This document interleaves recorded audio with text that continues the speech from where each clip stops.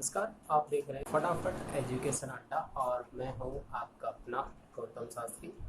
और अगला वीडियो लेकर आया हूं मैं आपके जो मैंने पिछली बार वार्तालाप की थी कि जो अगला वीडियो जो होगा वो वर्णमाला से संबंधित होगा।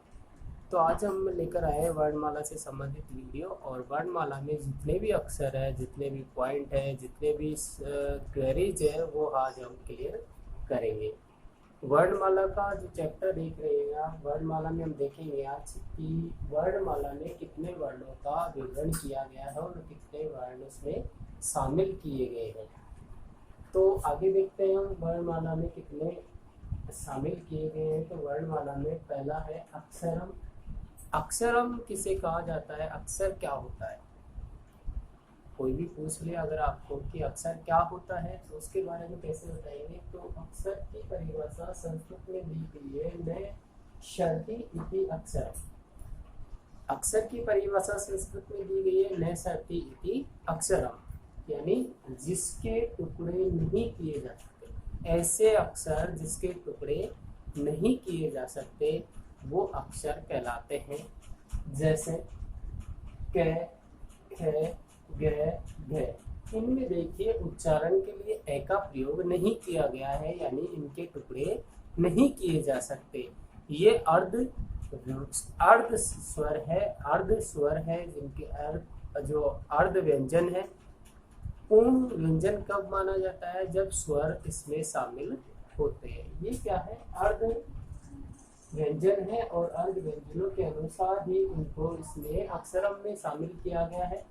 वर्ण की अगर बात करें, आप देख रहे हैं वर्ण इसमें देखिए, वर्ण की अगर बात करें तो अक्षर में वर्ण भवति, अर्थात अक्षर ही वर्ण होते हैं।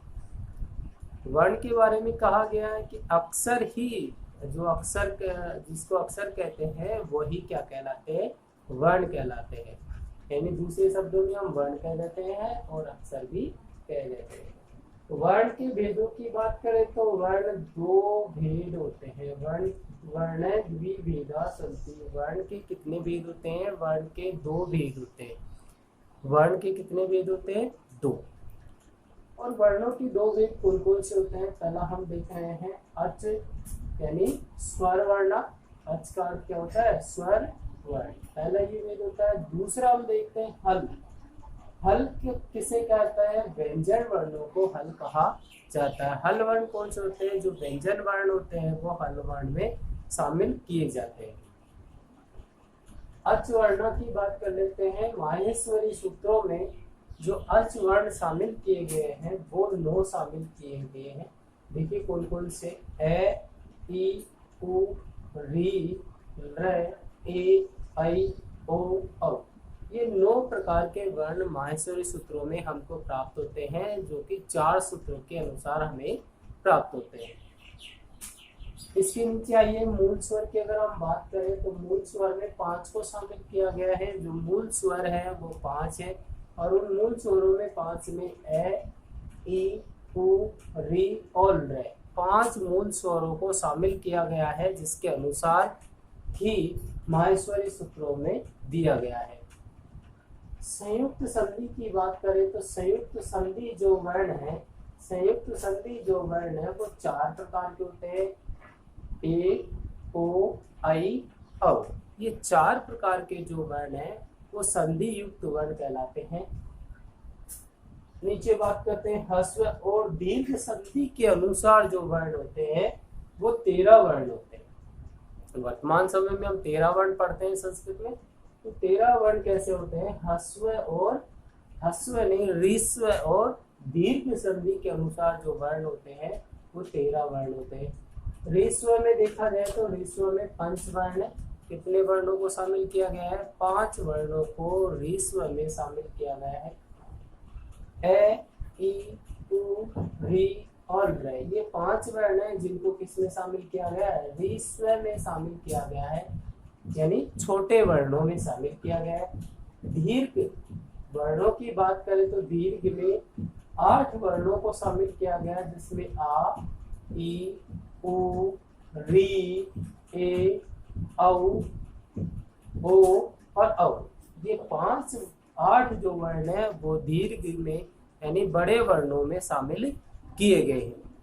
तो इन्हीं के अनुसार अगर हम नीचे चलते हैं तो व्यंजन वर्णों की बात करेंगे, हल वर्ण की बात करें या व्यंजन वर्ण की बात करें तो इनका अपर नाम भी देख लेते हैं पहले कि अपर नाम उदित वर्ण भी इन्हें कहा जाता है, वर्गीय व्यंजन भी इन्हें कहा जाता है और व्यंजन या हल वर्ण भी इन्हें कहा जाता है। नीचे देखते हैं कि व्यंजन वर्ण कितने होते हैं और कितने प्रकार से इनको बांटा गया है। इनको 4 प्रकार से बांटा गया है।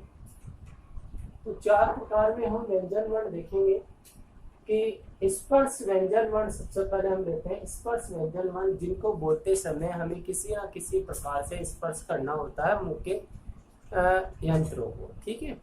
तो मुंह के अंदर ये वर्ण किसी ना किसी चीज को स्पर्श करते हुए बाहर निकलते हैं, इसलिए इनको स्पर्श व्यंजन वर्ण कहा जाता है।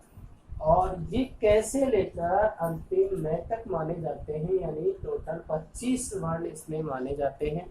कैसे लेकर, जैसे कै, खे, गे, घे, ने, चे, छे, झे, छे, ये, टे, ठे, ढे, ढे, ये, टे, ठे, ढे, ढे, ने, टे, ठे, ढे, ढे, ने। ये 25 वर्ण जो होते हैं वो स्पर्श व्यंजन वर्णों में शामिल किए गए हैं। जो आप बचपन से लेकर अंतिम तक पढ़ते हुए आते हुए 25 वर्णों के अनुसार ही हमारी पाठ्य पुस्तक का निर्माण होता है। ज्यादातर 25 वर्णों को ज्यादा शामिल किया गया है। तो हम देखते हैं इन 25 वर्णों को स्पर्श वर्ण कहते हैं। दूसरे व्यंजन वर्ण का दूसरा भाग देखते हैं। दूसरे भाग में हमें अंतःस्थ वर्ण दिया गया है, यानी अंतःस्थ का अर्थ होता है मध्यम वर्ण। जो बीच वाले वर्ण होते हैं उनको अंतःस्थ वर्ण कहा जाता है। और ये 4 प्रकार के होते हैं, य, व, ल। चतुर्थ कितने होते हैं? 4 होते हैं, चतुर्थ। और इन चारों का विवरण यहाँ दिया गया है, य, व, र और ल। ये 4 क्या होते हैं? अंत्यस्थ यानी मध्य के वर्ण होते हैं जो व्यंजन वर्णों में शामिल किए गए हैं। ऊष्म वर्णों की बात कर लेते हैं। ऊष्म वर्ण यानी जिनको बोलते समय ऊष्म यानी ऊर्जा का ज्यादा रूपांतरण होता है, वो ऊष्म वर्ण कहलाते हैं। यानी उनको बोलते समय हमने अंदर की श्वास वायु तेज गति से बाहर की ओर निष्कासित होती है, उन्हें क्या कहते हैं? ऊष्म वर्ण कहते हैं। ये भी 4 होते हैं, श, श, स और है। ये 4 वर्ण होते हैं जो ऊष्म वर्ण कहलाते हैं। इनको बोलते समय हमारे अंदर की जो फेफड़े की वायु है वो तेज गति से बाहर की ओर प्रदान होती है। कुल व्यंजन वर्णों की संख्या की अगर हम बात कर ले तो 25 स्पर्श व्यंजन वर्ण हो गए, 4 अंतस्थ व्यंजन वर्ण हो गए और 4 ऊष्म वर्ण हो गए। तो टोटल कितने व्यंजन वर्ण हो गए? 33 व्यंजन वर्णों को शामिल किया गया है। व्यंजन वर्णों की संख्या 33 बताई जाती है। उनके अलावा नोट में हमने डाला है कि माहेश्वरी सूत्रों के अनुसार कुल वर्ण 9 स्वर होते हैं और 33 व्यंजन वर्ण। इन सबको मिलाकर 42 वर्ण माने गए हैं। किसमें? माहेश्वरी सूत्रों में वर्णमाला में व्यंजनों वर्णों की संख्या 42 मानी गई है, 9 स्वरों की और 33 व्यंजन वर्णों को जोड़। चौथे भाग में हम देखते हैं संयुक्त व्यंजन वर्ण। 4 हमने बात की थी, व्यंजन और हल को 4 भागों में बांटा गया है। संयुक्त और व्यंजन वर्ण को देखते हैं। इसमें 4 वर्णों को शामिल किया गया है। संयुक्त और व्यंजन वर्ण को 4 शामिल किए गए, श, प्र, घ और स। ये 4 जो वर्ण है वो संयुक्त अक्षर है, यानी 2 व्यंजन वर्णों को जोड़कर इनका निर्माण किया गया है। पहला हम देख लेते हैं श। श में आधा क और पूरा श इसमें शामिल किया गया है।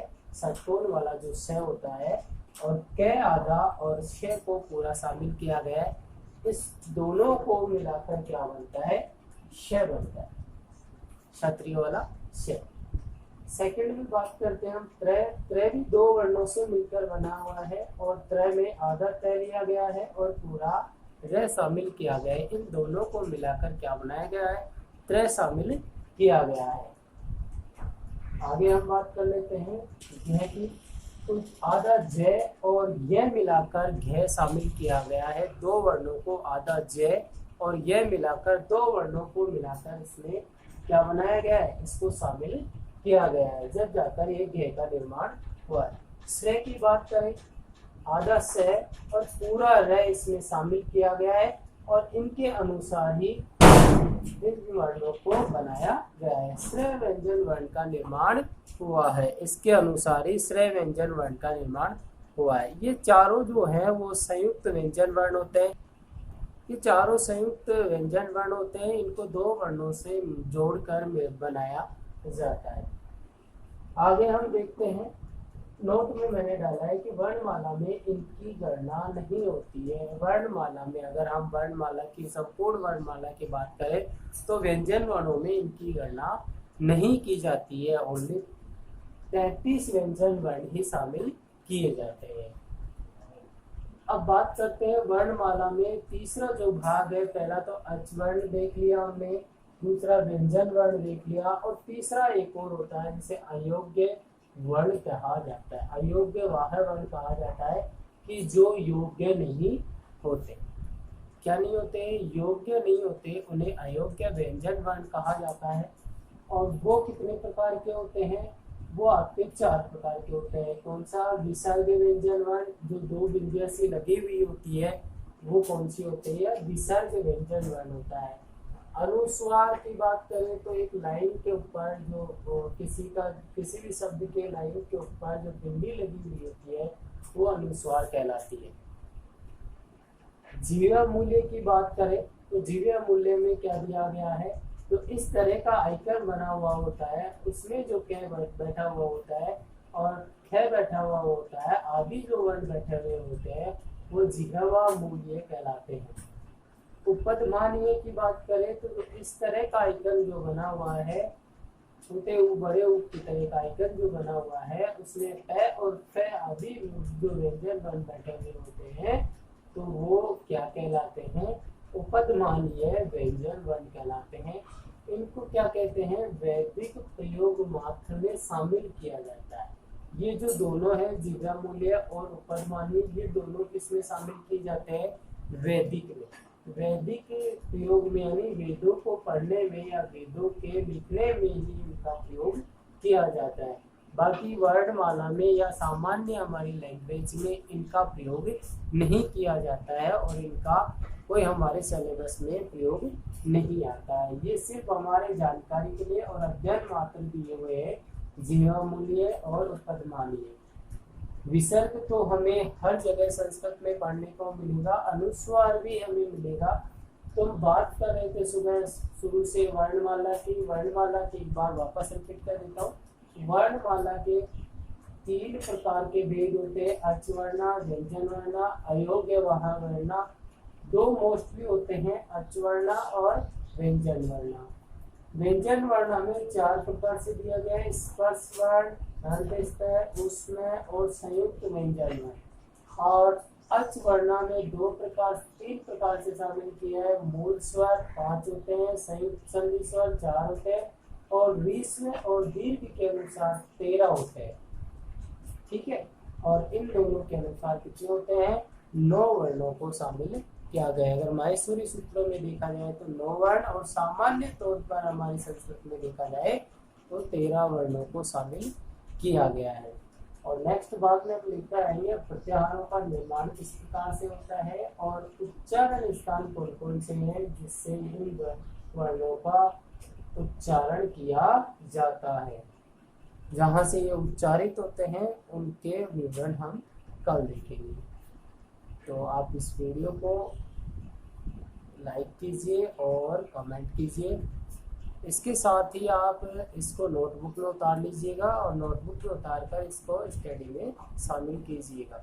ठीक है, इसके बाद में जैसे ही एनसीईआरटी की बुकें शामिल हो जाएगी तो हम चैप्टर के अनुसार एक चैप्टर या आपको क्लियर करवाने की कोशिश करेंगे। ठीक है, धन्यवाद।